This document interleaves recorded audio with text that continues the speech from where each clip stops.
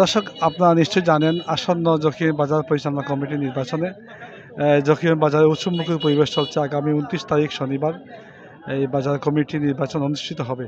সেই নির্বাচন উপলক্ষে জকিগঞ্জ ব্যবসায়ীদের এই মতামত কী, আসলে তারা কী চায়, তাদের অনুভূতি জানার চেষ্টা করছি। আমি এখন অনুভূতি জানার চেষ্টা করছি জকিগঞ্জ বাজারের বিশিষ্ট ব্যবসায়ী, একজন সংগঠক এবং এই জকিগঞ্জের মধ্যে একজন সাংবাদিক মোহাম্মদ কয়াস আহমদ বাড়ির কাছ থেকে আমি জানার চেষ্টা করছি।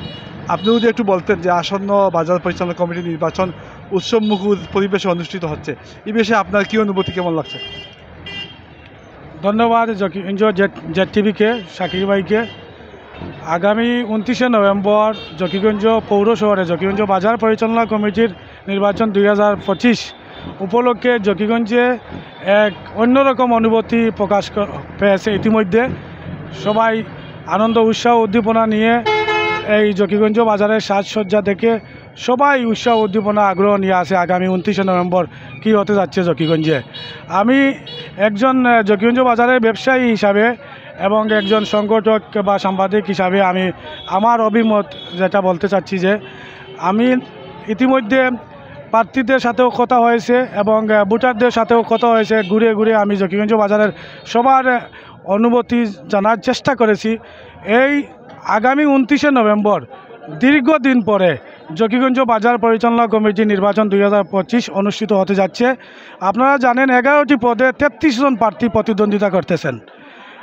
এই 33 জনের মাঝে 11 জন বিজয়ী হবেন এবং 22 জন পরাজিত হবেন আমরা জানি। কিন্তু যেই রকম প্রার্থীরা বাজারের ব্যবসায়ীদের দোকানে দোকানে যাচ্ছেন, সালাম দোয়া পৌঁছাচ্ছেন এবং তাদের সহযোগিতা এবং বুট চাচ্ছেন, সেই রকম আনন্দ উৎসাহ উদ্দীপনা নিয়ে আগ্রহ নিয়ে অপেক্ষা আছেন ভোটাররাও বুট দেবেন এবং প্রার্থীদের বিজয়ী করবেন আগামী 29শে নভেম্বর।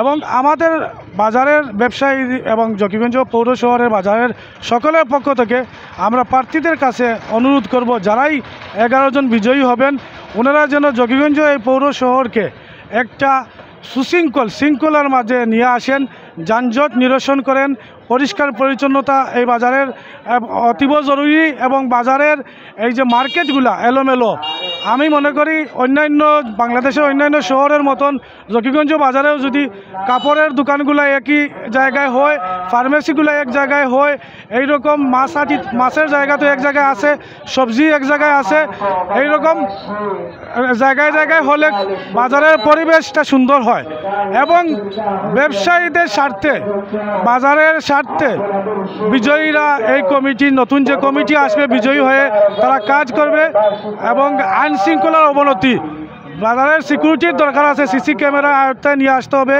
বা পুলিশ প্রশাসনের সহযোগিতা লাগবে, সামাজিক সংগঠন এবং আপনার রাজনৈতিক নেতৃবৃন্দের সহযোগিতা লাগবে। সবাইকে নিয়ে আমরা চাই এই সিলেটের জকিগঞ্জ উপজেলার সীমান্তবর্তী এই জকিগঞ্জ পৌর শহরকে যেন ওনারা একটা সুন্দর মডেল শহরে রূপান্তরিত করেন, এই আশা এবং প্রত্যাশা ভোটারদের কাছ থেকে, জকিগঞ্জ বাজারবাসীদের কাছ থেকে, প্রার্থীদের কাছে।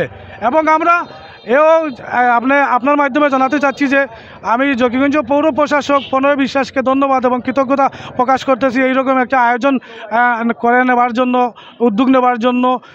দীর্ঘদিন পরে জকিগঞ্জ বাজারের ব্যবস্থাপনা কমিটি নির্বাচন হচ্ছে এবং এই আগামী 29 তারিখে শান্ত শিষ্ট অবাধ নিরপেক্ষ সুশৃঙ্খলভাবে কোনো ঝগড়াঝাটি না করে সবাই সবার জায়গা থেকে সহযোগিতা করে সবাইকে এই নির্বাচন যেন সুষ্ঠুভাবে সম্পূর্ণ হয়।